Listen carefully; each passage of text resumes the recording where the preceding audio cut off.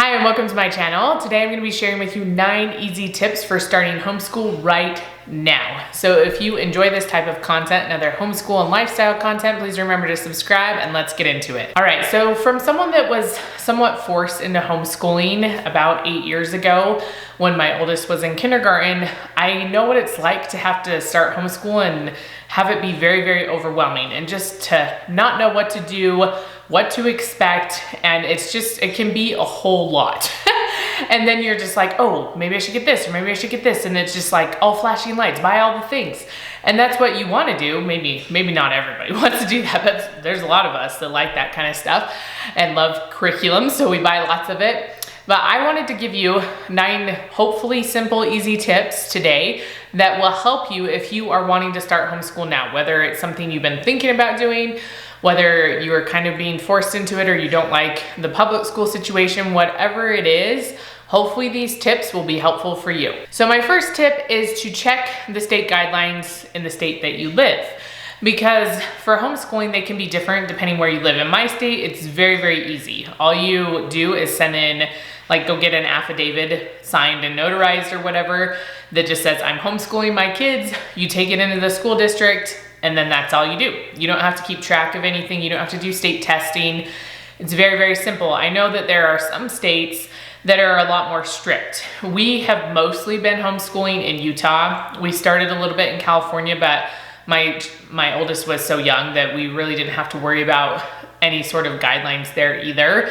But I know, especially, I don't know if Connecticut would have been like this. We lived in Connecticut for 5 years, but some of the states in New England can be a little bit more strict. So make sure you look up the guidelines so you know what to expect, because that's kind of an added factor of what am I getting myself into? Does my state really care that much? Hopefully they care. Their guidelines are just different. And so look at the guidelines so you at least know, and it's not a shock to you when they come back and are like, wait a second, you didn't report this, and you are just like, ugh. So make sure you know what's expected of you in your state. My second tip is to look for charters if that interests you. Okay, some sort of charter school. We have been a part of a couple different ones, and I liked both of them. So the one that we are currently a part of is My Tech High. And it's just in a few states. So that's why you have to kind of look what is available specific to your state. And hopefully they will provide funding. I think most states have funding. I'm not exactly sure. I know in California there was also funding for homeschooling as well. And so just kind of check those things out. So we're a part of just one that's mostly online, and you can send in your receipts for things that you bought, and then they'll reimburse those things. There's no in-person class. So the one that we were a part of a few years ago they had an in-person thing once a week. And it was like an all-day Thursday sort of thing, like a normal school day. And they mostly did STEM learning, science, that kind of stuff. They had IEPs available, like a school psych sometimes available.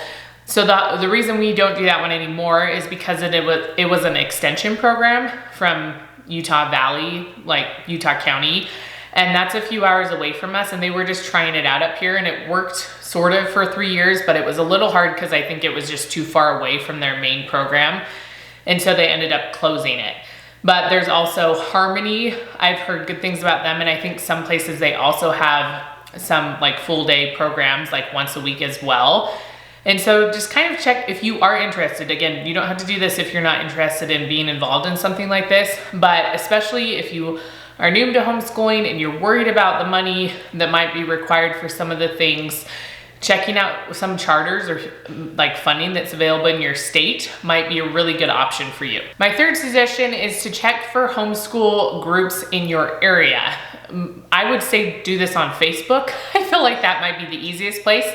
That's where I have found the homeschool groups from my area, and you might find co-op options as well. So people might put together a hiking group or an arts group, an arts and crafts type of group, or just a play group. They might just be looking for kids at certain ages, or they might put together park play dates or something, and you can become involved in those things. And it's just a simple, easy way to get to know people. And to be honest, I'm very much a homebody, introvert. And a lot of that kind of stuff is very overwhelming for me most of the time. We have tried a few different groups. Some of them were hard. We did a like hiking group, but some of it's hard was hard because of the stage my kids were in. And then it's hard again now because I have little kids, but my oldest is autistic, and so it makes things a little bit difficult with certain activities. We did do like a Pokemon group one time, or like a game. They just went and got together every week or every other week for a few hours, and they played games or talked about Pokemon. So there's lots of different options. Some of like my daughter, who is almost 11, we did art classes a few years in a row through someone just in the community that was part of the Homeschool Facebook page. And they posted, oh, I'm offering these art classes for this price. There's been like sewing classes posted I've seen. And so even though I am not necessarily super active on the Facebook page, I like to see what's available. And sometimes stuff comes up where I'm like, oh, my kids might want to do that.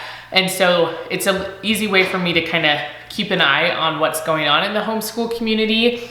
But since I am such a homebody and enjoy just kind of doing our own thing at home, I also don't feel like super obligated to join it either. So depending on your personality, some people want to be as involved as possible and they show up to all the things, and that's totally fine. You can be more reserved, but still kind of have your pulse on it. What is your finger on the pulse? That's the saying, your finger on the pulse to see what's going on. And so that's a really good option. Just find some of those communities. Like I said, Facebook seems to be the best option, at least where I live.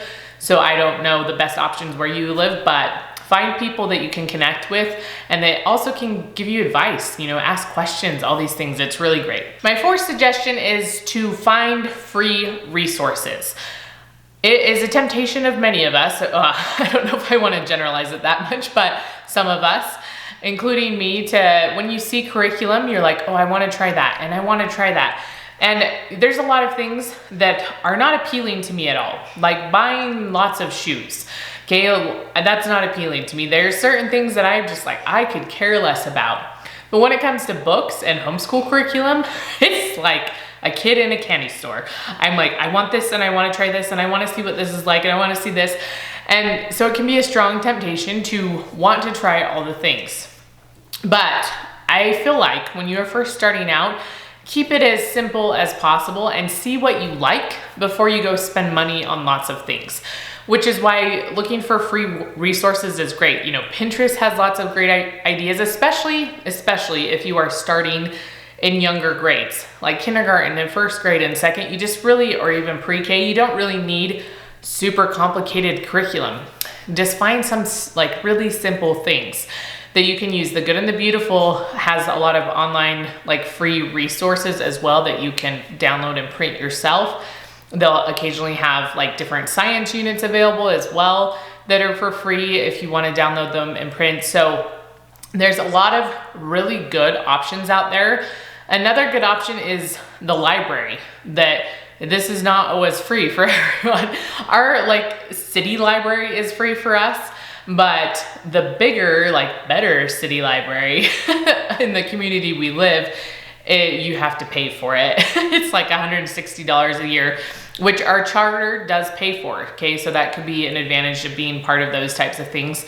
So this year it just reopened. They just redid it, the whole library. We actually did buy a pass, and so they can go have access to more resources, more books. Like our cute little one is the best, especially because my husband does the library thing. I don't really like libraries. I love books. I just don't like going to the library. And so my husband does the library thing most of the time with the kids. And since it's a small community library in our city, they know my kids really well. It's really great. They just don't always have access to a lot of books. And so finding that, or even the like middle school librarian is in our neighborhood, and she has said, oh, if they ever want books, especially your older kids, just have them come. I'll totally give them books. So maybe see what the resources are from like your middle schools or high schools. That might not be the same depending where you live and how strict they are about things, but that like finding books or just even videos. People don't watch videos really anymore, I guess. I'm like, what did I used to get at the library? You know, just having those resources available, like that's a free thing you can go and utilize. So check out and find all the free resources, even on that, like a homeschool group on Facebook. Ask them what free resources they like to have. I was meshing those together, free sources they like, because they might have some really good ideas that you haven't even thought of. And you know, there might be different museums that have free things, free options, or free days you can go. You know, just try out some of those different things that are in your community. You probably don't even know they're there, but they won't cost a whole lot of money and you can go utilize them. My 5th tip is to read to your kids. Again, especially if they're really young, you can read to them forever, you know. Even as they get older, you can still keep reading to them. I think that's great.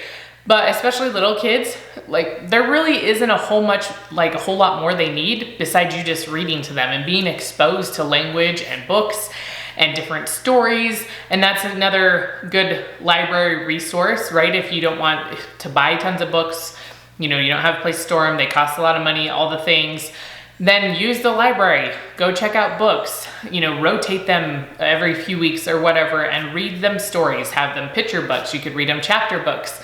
You know, make it super fun with reading, and you could have them do book reports. There's a lot of curriculums out there that incorporate like all the math, language arts, geography into just reading books. So you could focus on where the book is set, you know, and that could be part of your geography. So there's a lot of things you could do with books to keep it simple and really just sit down and read the book. Like, how much more simple can you get? So go get some books from the library and just read to your kids. My 6th tip is to use stuff you are already doing in your home. So if you like baking, if you like cooking, you like gardening, chores, all these things, use those things to help teach your kids. That is part of homeschool, is doing those things, and they don't necessarily cost any extra money than you're already spending on them already. And so have your kids get involved in those things. This is a hard thing for me. I'm a very controlling person, very type A personality, like red almost through and through. And so it's very, very hard for me to relinquish control. If I know it's an activity just for them, like they're baking this and it's just for them, it's a lot easier for me. But if it's something I'm doing and then having them be involved in it is a little bit harder for me. I'm trying to be better about it, but that is really good for your kids. Have them get in the kitchen, have them have a day when they're helping with certain things. You can talk about math with that, right? Because you're measuring things. Have them help with gardening, you know, getting outside. Have them involved in chores. Teach them that we work together as a team. These are all part of homeschool, and it's not anything extra you have to do, really. It's already stuff that you're probably doing in your home and you're just not thinking about. And so just get them involved in those things that you're already doing at home. My 7th suggestion, I don't know how to do a quick 7. I don't think this is it. Hopefully this is not a bad sign or something. But my 7th suggestion is to utilize outside, because I feel like it's so good for kids to be outside. It's so good for me to be outside. And my toddler, man, it's good for him to be outside. Everyone is much happier when he gets to go outside and play, and it's warming up here a little bit. So my kids, I can see them out the window right now. They're out there playing, and it's just so nice to be outside. So utilize that. Again, you could do some gardening stuff. You could have them help with chores, do some weeding, just go outside and play games. You know, sort of like a PE thing. Maybe teach them how to do some push-ups or sit-ups, or, you know, do a little race or something. You know, just things that don't really require a whole lot of planning other than just going outside. Just go outside, give them a few things to play with, and I'm sure they'll just go crazy. Chalk, you know, it's not my favorite thing. It's super messy, but are you noticing a pattern here? I'm just a little bit like OCD about stuff. But chalk is really fun for kids. They figure out a lot of fun things to do. Even just right now, my kids have tennis rackets. They've been playing baseball with tennis rackets. And so they find things to do. Just give them some opportunities for their imaginations to run wild, and they will run wild. All right, so my 8th suggestion, if we can get the fingers going, I'm just like, 1 through 5, even 6 is easy. You can get higher than that, and I don't know how to use my fingers anymore. But my 8th suggestion is to do some game schooling. You probably already have games that would work for this, or you could just get like a deck of cards, you could have some dice, and just have some simple games, like simple math games. You could even jump on Amazon and find just a few, like math games, some language arts games. There's the ones like with the fly swatters, or we have one I think that has like little suction cups if they're learning sight words and stuff. And those are just really simple, and you don't have to make a large investment, okay? You don't have to go buy $50 games and tons of them, but just buying a few simple games, because kids really love that, and it's a really great way for them to learn. And again, you might already have games that would work for this anyway. So maybe pick some of those games to play with them, maybe find a few more that you can play, maybe set up a co-op where you're swapping games, or you're going to play games, you know, with somebody. Again, you're like, set up a co-op, that's a lot. I'm supposed to not be overwhelming you, I'm sorry. So, but you can, so don't set up a co-op, okay, not yet. But maybe your neighbors have games you could borrow, okay? Maybe there's other people you could borrow games from too if you don't want to go buy new games, but there's a lot of options. For game schooling, it's just a great way to learn. My 9th suggestion is to not overwhelm yourself by trying to get involved in everything. I feel like, again, that's a very easy thing to do. You see people, oh, they're in this sport, they're in this sport, they're doing art, they're doing this person's doing math this much, they're doing language arts this much. They get all this done in their homeschool day, and you feel like you have to keep up with everybody else. No. Just be you, figure out what works best for your family, and do that. Don't try to do what everybody else is doing. And I feel like there's a few risks in this. Let me see if I can remember them. I wrote them down so we can look at my notes if I forget. But the first one is that you will think that homeschooling is too much, right? Because you won't be able to get anything else done. If you all of a sudden try to get involved in everything, you will become quickly overwhelmed and be like, I can't get anything done at home because we're just going 100 miles an hour all the time. And I know some people like that speed. I personally don't, and it is very overwhelming for me. And I like to be able to have some downtime at home. I like to have time to be able to make sure my house is put together, to make home cooked meals, all that kind of stuff. And so don't push the things out that you love because you're homeschooling. Those things can become a part of your homeschool. You don't have to go reinvent the wheel and find new things to do. Just already do what you're doing. And I feel like you will be much happier than trying to become somebody you're not. So that's one of the risks. And I think I might have covered them both actually, but all right, so I think I covered both the risks. You can judge, because I put you have no time for things at home, and homeschool might seem like it's too much. I think I said both of those things. Okay, so it's really tempting to get very involved, but then everything else might become too much. You might think you have no time to do stuff at home, and yes, things will get harder because you are dedicating more of your time to teaching your kids. But that's why you have to be very intentional about what you choose to get involved in. So don't go out and just sign up for everything because you're like, again, I should try everything to see what it's like. Decide what you like, first of all, what you even like to do, and then try those things. So give yourself a breathing period with homeschool before you buy all the curriculum, before you try all the things, sign up for everything, volunteer for stuff, or whatever it is. Just give yourself a minute to breathe and kind of digest what you're doing, and learn what your speed is with your kids and what's most important for you, what you want to be involved in. And I feel like you will just be so much happier with homeschooling if you do that. All right, so those are my 9 hopefully easy tips for how you could start homeschool right now. I hope you enjoyed this video. Put comments down below if you have recently started homeschooling. I would love to hear about it. Let me know how it's going. If you've been homeschooling for a while, I'd still love to hear about it. Let me know things that are going well, things maybe you're changing, and any other tips you might have for people that are starting homeschooling right now. And remember to give this video a thumbs up, and I will see you next time.